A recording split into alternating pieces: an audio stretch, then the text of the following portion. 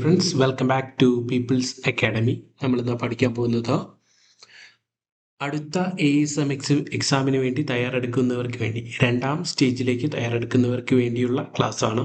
ഇപ്പോൾ നമ്മളിന്ന് ആദ്യമായി ഡിസ്കസ് ചെയ്ത പ്രീവിയസ് ഇയർ ചോദ്യമായ, അതായത് ഫസ്റ്റ് സ്റ്റേജിൽ നടന്ന എക്സാമിൻ്റെ ചോദ്യങ്ങളും അനുബന്ധ വിവരങ്ങളാണ്. ആദ്യമായിട്ട് നോക്കുന്ന ചോദ്യം, 1.25 കോടി മലയാളികൾ എന്ന ഗ്രന്ഥം രചിച്ചത് ആര് എന്നാണ് ചോദ്യം. ഓപ്ഷൻസ് 4 ഓപ്ഷൻ നിങ്ങളുടെ മുമ്പിലുണ്ട്. ഇത് കൃത്യമായിട്ട് നിങ്ങൾക്ക് ഉത്തരം കിട്ടിക്കാണും. ആരാണ് ഉത്തരം? ഓപ്ഷൻ ബി ആണ്, EMS നമ്പൂതിരിപ്പാട്. ഏറ്റവും സിമ്പിൾ ചോദ്യമായിരുന്നു, കാരണം ഇത് പ്രീവിയസ് പലതവണ ചോദിച്ച ചോദ്യമാണ് EMS നമ്പൂതിരിപ്പാടുമായി ബന്ധപ്പെട്ടത്. ഓക്കെ, അപ്പോൾ നമുക്ക് EMS നമ്പൂതിരിപ്പാടെന്ന് ഉത്തരം കിട്ടി. അപ്പോൾ അദ്ദേഹത്തെ കണക്ട് ചെയ്ത് വരുന്ന പോയിന്റുകൾ ആദ്യം ഒന്ന് നോക്കാം. ആദ്യമായിട്ട് PS സുരേന്ദ്രൻ എന്ന തൂലികാ നാമത്തിൽ രചനകൾ നടത്തിയ വ്യക്തിയാണ് ആര്? EMS നമ്പൂതിരിപ്പാട്. അദ്ദേഹത്തിൻ്റെ കൃതികൾ നമുക്ക് നോക്കാം. ജവഹർലാൽ നെഹ്റു എന്ന കൃതി എഴുതിയതാരെന്ന് വെച്ചാൽ EMS നമ്പൂതിരിപ്പാടാണ്. കേരളം മലയാളികളുടെ മാതൃഭൂമി എന്ന കൃതി രചിച്ചതും EMS നമ്പൂതിരിപ്പാടാണ്. ഇന്ത്യ ചരിത്രത്തിലേക്ക് ഒരു എത്തിനോട്ടം എന്ന കൃതി രചിച്ചതും EMS നമ്പൂതിരിപ്പാടാണ്. ഗാന്ധിജിയും ഗാന്ധിസവും എന്ന കൃതി രചിച്ചതും EMS നമ്പൂതിരിപ്പാടാണ്. A short history of peasant movement in Kerala എന്ന കൃതി രചിച്ചതും EMS നമ്പൂതിരിപ്പാടാണ്. ഇദ്ദേഹത്തിൻ്റെ ആത്മകഥയുടെ പേര് ആത്മകഥ എന്ന പേരിൽ ആത്മകഥ എഴുതിയ കേരളത്തിലെ മുഖ്യമന്ത്രിയാണ് ആര് എന്ന് ചോദിച്ചാൽ EMS നമ്പൂതിരിപ്പാടാണ്. അപ്പോൾ നമുക്ക് കിട്ടിയ EMS നമ്പൂതിരിപ്പാട് എന്ന വ്യക്തിയെ നമുക്കൊന്ന് കുറച്ചും കൂടി ഡീപ്പായിട്ട് പഠിക്കാം. ഓക്കെ, അപ്പോൾ EMS നമ്പൂതിരിപ്പാട് കേരളത്തിലെ ആദ്യത്തെ മുഖ്യമന്ത്രിയാണ് EMS നമ്പൂതിരിപ്പാട്. എല്ലാവർക്കും അറിയാവുന്ന പോയിന്റാണ്. കേരളത്തിലെ മുഖ്യമന്ത്രിയായ ആദ്യ കമ്മ്യൂണിസ്റ്റ് നേതാവാണ് EMS നമ്പൂതിരിപ്പാട്. ബാലറ്റ് പേപ്പറിലൂടെ അധികാരത്തിലെത്തിയ ഏഷ്യയിലെ ആദ്യത്തെ കമ്മ്യൂണിസ്റ്റ് നേതാവാണ് EMS നമ്പൂതിരിപ്പാട്. ഇന്ത്യയിൽ ആദ്യമായി ഭരണഘടനയുടെ അനുച്ഛേദം 356 പ്രയോഗത്തിലൂടെ അധികാരം നഷ്ടപ്പെട്ട മുഖ്യമന്ത്രിയാണ് EMS നമ്പൂതിരിപ്പാട്. കേരളത്തിലെ രണ്ടാമത്തെ പ്രതിപക്ഷ നേതാവാണ് EMS നമ്പൂതിരിപ്പാട്. കേരളത്തിലെ ഏറ്റവും കൂടുതൽ കാലം തുടർച്ചയായി പ്രതിപക്ഷ നേതാവായിരുന്ന വ്യക്തിയാണ് EMS നമ്പൂതിരിപ്പാട്. ഇത്രയും കാര്യങ്ങൾ പഠിച്ചു വയ്ക്കുക. ഓക്കെ, അപ്പോൾ അടുത്ത പോയി നോക്കാം. കേരളത്തിൽ ഏറ്റവും കൂടുതൽ തവണ പ്രതിപക്ഷ നേതാവായ വ്യക്തി കമ്മ്യൂണിസ്റ്റുകാരനാണ് ആര്? EMS നമ്പൂതിരിപ്പാട്. ഒരു നിയമസഭയുടെ കാലയളവിൽ തന്നെ മുഖ്യമന്ത്രിയും പ്രതിപക്ഷ നേതാവുമായ ആദ്യ വ്യക്തിയാണ് EMS നമ്പൂതിരിപ്പാട്. തപാൽ സ്റ്റാമ്പിൽ പ്രത്യക്ഷപ്പെട്ട ആദ്യ മുഖ്യമന്ത്രിയാണ് EMS നമ്പൂതിരിപ്പാട്. കേരള നിയമസഭയുടെ വളപ്പിൽ പ്രതിമ സ്ഥാപിക്കപ്പെട്ട ആദ്യ മുഖ്യമന്ത്രി EMS നമ്പൂതിരിപ്പാടാണ്. 1967 കേരളത്തിലെ അധികാരത്തിൽ വന്ന സപ്തകക്ഷി മന്ത്രിസഭയ്ക്ക് നേതൃത്വം നൽകിയ വ്യക്തിയാണ് EMS നമ്പൂതിരിപ്പാട്. 1967 നിലവിൽ വന്ന സംസ്ഥാന ആസൂത്രണ ബോർഡിൻ്റെ ആദ്യ അധ്യക്ഷനായിരുന്നു വെച്ചാലും EMS നമ്പൂതിരിപ്പാടാണ്. കേരള നിയമസഭ കർഷക ബന്ധ ബിൽ അവതരിപ്പിച്ച സമയത്തെ മുഖ്യമന്ത്രി ആരെന്ന് വെച്ചാൽ EMS നമ്പൂതിരിപ്പാടാണ്. 1910 തിരുവിതാംകൂർ സർക്കാർ കണ്ടുകെട്ടിയ സ്വദേശാഭിമാനി പ്രസ് തിരികെ നൽകിയ മുഖ്യമന്ത്രി ആരെന്ന് വെച്ചാലും EMS നമ്പൂതിരിപ്പാടാണ്. ഓക്കെ, അപ്പോൾ നമുക്ക് അടുത്ത ഓപ്ഷനിലേക്ക് പോവാം. അടുത്ത് പഠിക്കേണ്ട ഓപ്ഷനിലുള്ള വ്യക്തി VS അച്യുതാനന്ദനാണ്. VS അച്യുതാനന്ദനെ കുറിച്ച് കൃത്യമായിട്ട് പഠിച്ചു വയ്ക്കണം. അടുത്ത് വരുന്ന എക്സാമുകളിൽ കൃത്യമായിട്ട് ഇദ്ദേഹവുമായി ബന്ധപ്പെട്ട് വരുന്ന ചോദ്യങ്ങൾ ഉണ്ടാവും. അപ്പോൾ ആദ്യത്തെ പോയിന്റ് നമ്മൾ പഠിക്കുന്നത് അദ്ദേഹത്തിൻ്റെ പുസ്തകങ്ങളാണ്, കൃതികളാണ്. ജനപക്ഷം VS അച്യുതാനന്ദൻ്റെ കൃതിയാണ്. പരിസ്ഥിതിയും വികസനവും ഇദ്ദേഹത്തിൻ്റെ കൃതിയാണ്. പിറവി മുതൽ സമരത്തിലേക്ക് ഇദ്ദേഹത്തിൻ്റെ കൃതിയാണ്. സമരത്തിന് ഇടവേളകളില്ല VSൻ്റെ കൃതിയാണ്. ഇടപെടലുകൾ അവസാനമില്ല ഇദ്ദേഹത്തിൻ്റെ കൃതിയാണ്. അയ്യങ്കാളി മുതൽ പശ്ചിമഘട്ടം വരെ എന്നുള്ളത് ഇദ്ദേഹത്തിൻ്റെ കൃതിയാണ്. അപ്പോൾ VS അച്യുതാനന്ദനുമായി ബന്ധപ്പെട്ട് വരുന്ന കുറച്ച് വിവരങ്ങൾ നമുക്ക് നോക്കാം. വേലിക്കകത്ത്, അദ്ദേഹത്തിൻ്റെ യഥാർത്ഥ പേരാണ് വേലിക്കകത്ത് ശങ്കരൻ അച്യുതാനന്ദൻ. അതിൻ്റെ ഷോർട്ട് ഫോമാണ് VS അച്യുതാനന്ദൻ. ജനിച്ച വർഷം 1923 ഒക്ടോബർ 20-നാണ്. പുന്നപ്ര വയലാർ സമരത്തിൽ പങ്കെടുത്ത കേരള മുഖ്യമന്ത്രിയാണ് VS അച്യുതാനന്ദൻ. പുന്നപ്ര വയലാർ സമരം നമുക്കറിയാം 1946 പുന്നപ്ര വയലാർ സമരത്തിൽ പങ്കെടുക്കുകയും ഇദ്ദേഹം അവിടെ നിന്ന് രക്ഷപ്പെട്ട് പൂഞ്ഞാറിൽ അഭയം പ്രാപിക്കുകയും ചെയ്ത മുഖ്യമന്ത്രിയായിരുന്നു ആര്? VS അച്യുതാനന്ദൻ എന്ന് ഓർത്തു വയ്ക്കുക. 1946 പുന്നപ്ര വയലാർ സമരം എന്നുകൂടി ഓർത്തു വയ്ക്കുക. ഏറ്റവും കൂടിയ പ്രായത്തിൽ കേരള മുഖ്യമന്ത്രിയായ വ്യക്തിയാണ് VS അച്യുതാനന്ദൻ. രാജ്ഭവന് പുറത്തു വെച്ച് സത്യപ്രതിജ്ഞ ചെയ്ത അധികാരമേറ്റ ആദ്യ കേരള മുഖ്യമന്ത്രി ആരെന്ന് ചോദിച്ചാലും VS അച്യുതാനന്ദനാണ്. ഏറ്റവും കൂടുതൽ കാലം പ്രതിപക്ഷ നേതാവായിരുന്ന വ്യക്തിയാണ് VS അച്യുതാനന്ദൻ. 14 വർഷമാണ്. കേരളപ്പിറവിയുടെ സുവർണ ജൂബിലി ആഘോഷ സമയത്ത് കേരള മുഖ്യമന്ത്രി ആരെന്ന് ചോദിച്ചാലും VS അച്യുതാനന്ദനാണ്. അദ്ദേഹം അന്തരിക്കുന്നത് 2025 ജൂലൈ 21 കൂടി ഓർത്തു വയ്ക്കാം. ഓക്കെ, ജനിച്ചത് 1923 ഒക്ടോബർ 20-നും അന്തരിക്കുന്നത് 2025 ജൂലൈ 21-നാണെന്നും കൂടി ഓർത്തു വയ്ക്കാം. ഓക്കെ, അപ്പൊ അടുത്ത ഓപ്ഷനിലേക്ക് പോകാം. അടുത്ത ഓപ്ഷൻ ശങ്കരൻകുട്ടി കുഞ്ഞിരാമൻ പൊറ്റേക്കാട് എന്നതാണ് അടുത്ത ഓപ്ഷൻ. SK പൊറ്റേക്കാട്. SK പൊറ്റേക്കാടിന്റെ ഫുൾ നെയിമാണ് ശങ്കരൻകുട്ടി കുഞ്ഞിരാമൻ പൊറ്റേക്കാട്. അദ്ദേഹത്തിന്റെ കൃതികൾ നമുക്കൊന്ന് നോക്കാം.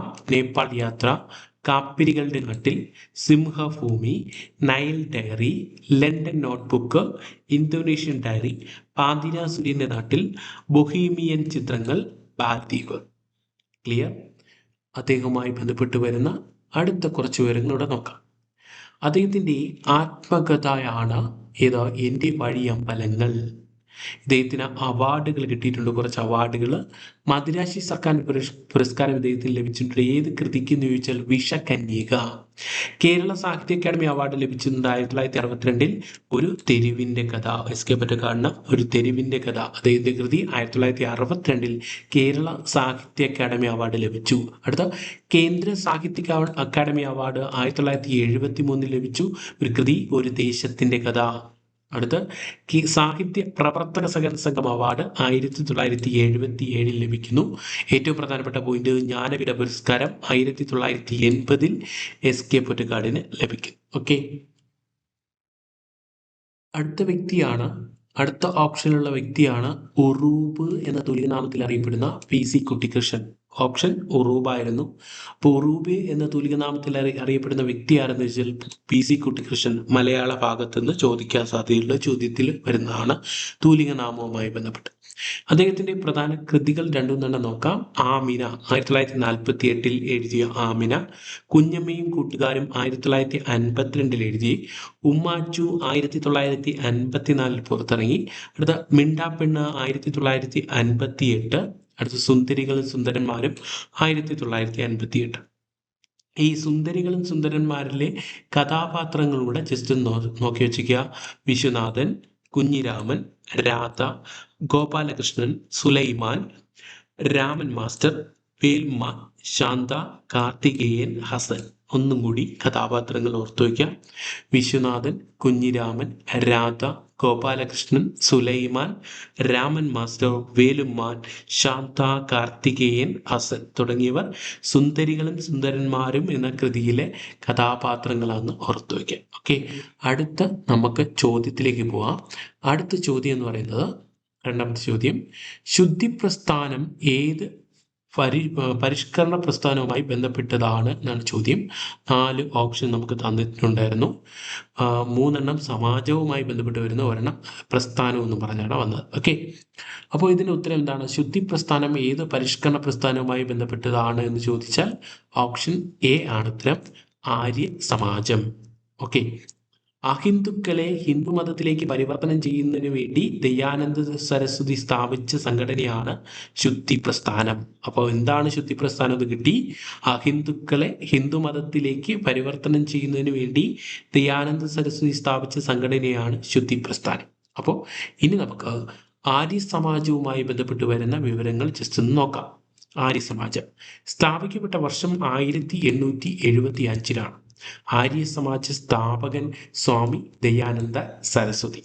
ആര്യ സമാജത്തിന്റെ ആപ്തവാക്യം എന്തെന്ന് ചോദിച്ചാൽ ഹൈന്ദവ നവീകരണത്തിലൂടെ ലോകത്തെ മഹത്തരമാക്കുക എന്നാണ് ആര്യ സമാജത്തിന്റെ ആപ്തവാക്യം എന്ന് ഓർത്തു വയ്ക്കുക. ഓക്കെ, അടുത്ത ആര്യ സമാജവുമായി ബന്ധപ്പെട്ട് വരുന്ന കുറച്ച് വിവരങ്ങളോട് നമുക്ക് ഇതിലൂടെ നോക്കാം. 10 തത്വങ്ങൾ ഏത് സംഘടനയുമായി ബന്ധപ്പെട്ടിരിക്കുന്നു വെച്ചാൽ ആര്യ സമാജവുമായി ബന്ധപ്പെട്ടതാണ്. വേദങ്ങളിലേക്ക് മടങ്ങുക എന്ന് ആഹ്വാനം ചെയ്തതാരാണ്?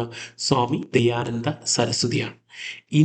ഇന്ത്യക്കാർക്ക് എന്ന മുദ്രാവാക്യം ആദ്യമായി ഉയർത്തിയത് സ്വാമി ദയാനന്ദ സരസ്വതിയാണ്. സ്വാമി ദയാനന്ദ സരസ്വതി പ്രസിദ്ധമായ കൃതിയാണ് സത്യാർത്ഥ പ്രകാശം. ഓർത്തു വയ്ക്കാം. സ്വാമി ദയാനന്ദ സരസ്വതി ശിഷ്യനായ സ്വാതന്ത്ര്യ സമര സേനാനിയാണ് ലാല ലജ്പത് റായ്. ജാതി വ്യവസ്ഥയും വിഗ്രഹാരാധനയും എതിർത്ത നവോത്ഥാന നായകനാരെന്ന് വെച്ചാൽ സ്വാമി ദയാനന്ദ സരസ്വതിയാണെന്നും കൂടി ഓർത്തു വയ്ക്കുക. ുള്ള ഭാഗമാണ് ഇത് ബ്രഹ്മസമാജം. അപ്പൊ ബ്രഹ്മസമാജവുമായി ബന്ധപ്പെട്ട വിവരങ്ങൾ നമുക്ക് നോക്കാം.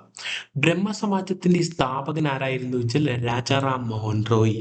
ഇന്ത്യൻ നവോത്ഥാനത്തിന്റെ പിതാവ് എന്നറിയപ്പെടുന്നത് രാജാറാം മോഹൻ റോയ് ആണ്. 1828 ഓഗസ്റ്റ് 20 ബ്രഹ്മസഭ എന്ന പേരിൽ ബ്രഹ്മസമാജം രൂപീകരിക്കുന്നത്. ബ്രഹ്മസഭ ആദ്യ പേര് ബ്രഹ്മസഭ എന്നായിരുന്നു. 1828 ഓഗസ്റ്റ് 20 രൂപീകരിക്കുമ്പോൾ പേര് ബ്രഹ്മസഭയെന്നും ബ്രഹ്മസമാജമായി മാറിയ വർഷം 1830 ബ്രഹ്മസഭ എന്തായിട്ട് മാറി? ബ്രഹ്മസമാജമായിട്ട് മാറിയെന്ന് ഓർത്തു വയ്ക്കാം. ബ്രഹ്മസമാജത്തിന്റെ പ്രചാരണാർത്ഥം ആരംഭിച്ച പ്രസിദ്ധീകരണമാണ് സംവാദ് കൗമുദി. ബ്രഹ്മസമാജത്തിന്റെ 2 പിരിവുകളാണ് ആദി ബ്രഹ്മസമാജവും ഭാരതീയ ബ്രഹ്മസമാജവും. ഏത് വർഷമാണ് 2000 പിരിഞ്ഞതെന്ന് ചോദിച്ചാൽ 1866 എന്നുകൂടി ഓർത്തു വയ്ക്കാം. അടുത്ത ഓപ്ഷനിലേക്ക് നമുക്ക് പോവാം. അലിഘട്ട് പ്രസ്ഥാനം. അലിഘട്ട് പ്രസ്ഥാനം സ്ഥാപിച്ചതാരെന്ന് ചോദിച്ചാൽ സർ സെയ്ദ് അഹമ്മദ് ഖാൻ. ഏത് വർഷം? 1875 സർ സെയ്ദ് അഹമ്മദ് ഖാൻ അലിഘട്ട് പ്രസ്ഥാനം സ്ഥാപിക്കുന്നത്.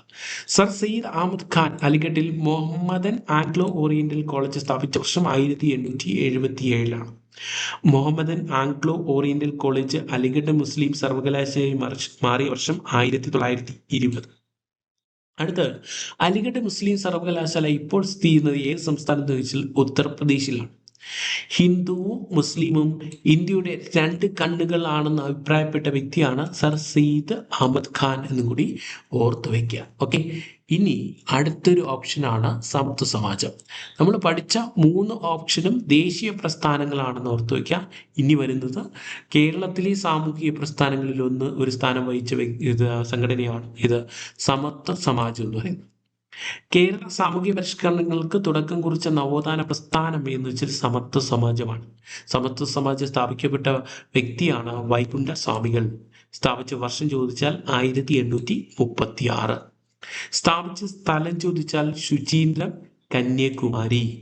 വേല ചെയ്താൽ കൂലി കിട്ടണമെന്ന മുദ്രാവാക്യം ആദ്യമായി മുഴക്കിയതാരെന്ന് വെച്ചാൽ ആരാണ്?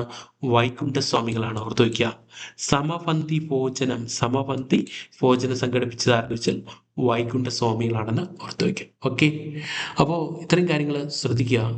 ഇപ്പോൾ നിങ്ങളുടെ അഭിപ്രായങ്ങളെല്ലാം കമൻറ്റ് ചെയ്യുക. അതനുസരിച്ച് നമ്മൾ ബാക്കി ക്ലാസ്സുകളുടെ ആഡ് ചെയ്യുന്നതാണ്. ഓക്കെ, അപ്പോൾ അടുത്ത എക്സാമിനുള്ളവർ കൃത്യമായിട്ട് ഇത് ഫോളോ ചെയ്യാൻ വേണ്ടി ശ്രമിക്കുക. Thank you for watching. Thank you.